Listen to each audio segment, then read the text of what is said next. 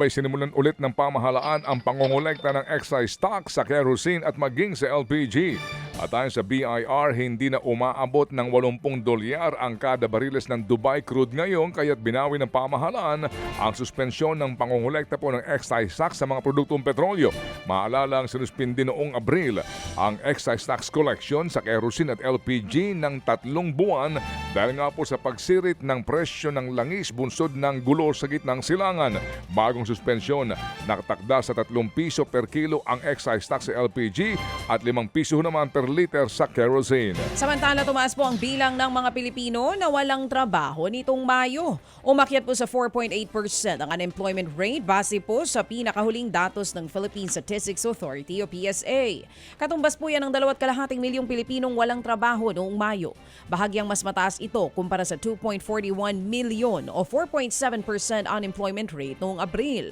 Ayon din sa PSA, kasama sa mga industriyang may pinakamalaking pagbaba sa employment mula Abril ay ang Public Administration and Defense, maging ang Transportation and Storage. Paliwanag din po ni National Statistician Dennis Mapa, maraming nawalan ng trabaho sa sektor ng agrikultura ngayong Mayo kumpara noong nakaraang taon. Posibleng dahil po yan sa Super El Nino. Inimbestigahan po naman daw ng NAIA Infra Corporation ang banggaan ng eroplano sa paliparan.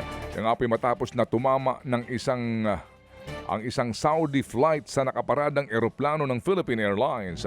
Ayon po sa mga paunang report, tumama daw ang bahagi ng pakpak ng Saudi Airlines sa buntot ng PAL. Agad pinababa ang mga pasahero ng Saudi at kinansila po ang kanilang flight. Nakipag-ugnayan po ang NNIC sa mga sangkot na airlines para nga sa investigasyon. Tiniyak po naman ng NNIC na walang sugatan sa insidente at walang napinsalang estruktura o ground equipment. Samantala, sumadsad po sa sa iba pang balita. Ito na nga, sumadsad mga kapatid sa pinakamababang level ang tubig sa Angat Dam. Base po yan sa datos ng Pag-asa. Naitala po sa 157.07 meters ang level ng tubig sa Angat. Kahapon po yan ng umaga. Mas mababa po ito sa dating all-time low na 157.56 meters na naitala noon pang July 2010. Nauna nang sinabi ng Pag-asa na posibleng umangat ulit ang tubig sa ikalawa o ikatlong linggo ng Hulyo dahil sa pag-ulan na tinatayang dala po ng habagat. Inaasahan ding mapapataas ang level ng tubig sa Angat sa pag-ulang inaasahang dala po ng Bagyong Inday. Ipinapanukala po naman ng economic managers po ni Pangulong Marcos Jr. ang 7.2 trillion pesos na pambansang budget sa taon 2027. Ayon po sa Development Budget Coordination Council o DBCC, ito'y katumbas ng 21.7% na gross domestic product ng Pilipinas. Mas mataas din ito ng 6% kumpara sa 6.79 trillion pesos na budget ngayong pong taon. Layon po ng panukalang budget na palakasin daw ang mga high-impact na programa ng gobyerno sa pamagitan daw po ng pag-streamline o pagtanggal sa mga redundant o kapareho pong proyekto.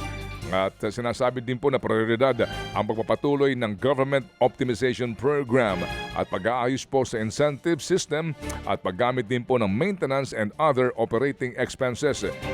Mga kapatid, patuloy po kayong tumutok sa 105.9 True FM para sa totoong balita, impormasyon, music and entertainment. Mag-subscribe sa aming YouTube channel at podcast at sundan nyo kami sa Facebook, Instagram, X at TikTok sa True Network PH.